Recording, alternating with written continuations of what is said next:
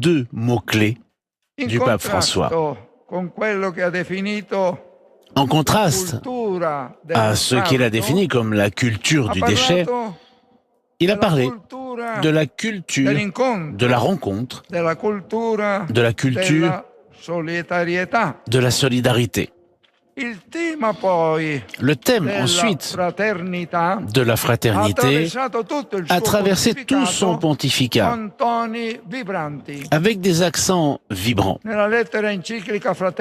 Dans sa lettre encyclique Fratelli Tutti, il a voulu faire renaître une aspiration mondiale à la fraternité. Car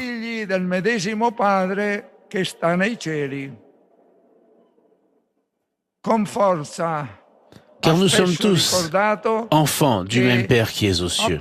Et avec force, il a souvent rappelé que nous appartenons tous à la même famille humaine. Et que personne ne se sauve seul. En 2019,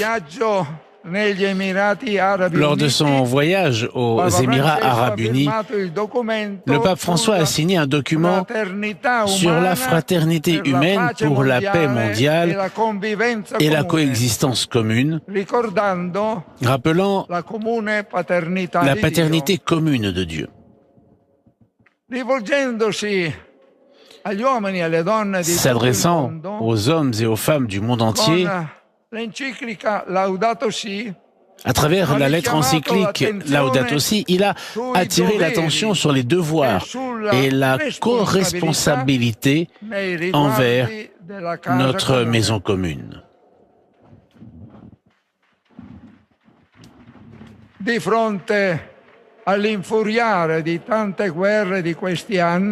Face à de nombreuses guerres qui font rage ces dernières années, aux horreurs inhumaines et aux innombrables morts et destructions, le pape François n'a cessé d'élever la voix pour implorer la paix,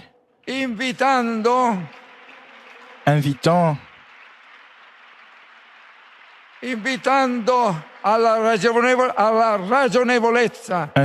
à la raison,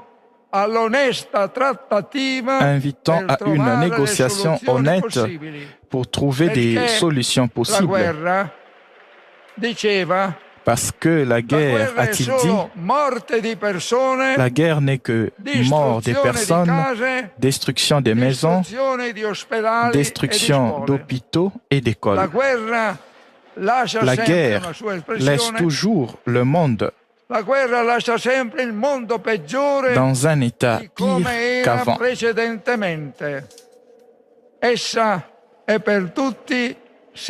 C'est toujours une défaite douloureuse et tragique.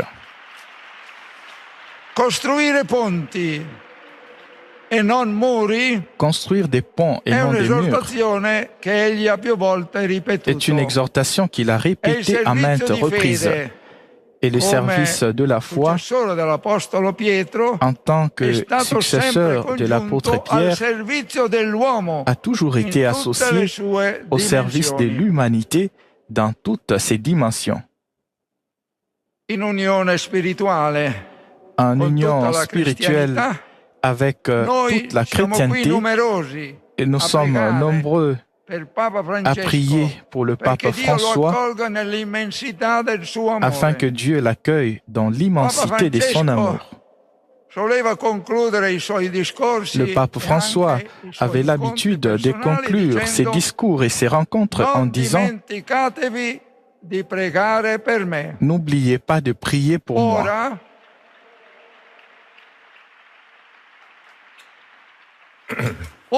Maintenant, cher pape François, nous te demandons de prier pour nous. Et nous te demandons que du ciel, tu puisses bénir l'Église, bénir Rome, bénir le monde entier, comme tu l'as fait dimanche dernier depuis la loge de cette basilique, dans une dernière étreinte avec tout le peuple de Dieu, mais aussi idéalement avec l'humanité entière, l'humanité qui cherche la vérité avec un cœur sincère et porte haut les flambeaux de l'espérance.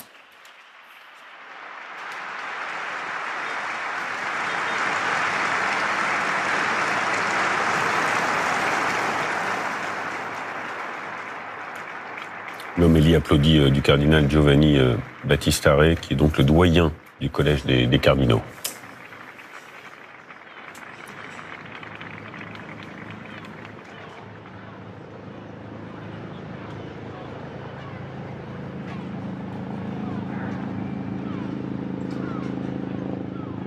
Une homélie assez longue et qui retrace en fait de manière assez factuelle tout ce que le pape François a pu apporter à l'Église et au monde, avec en particulier son bien nommé Fratelli Tutti sur l'amitié sociale et interreligieuse, aussi très importante encyclique du pape en 2020, et aussi sur la création, Laudato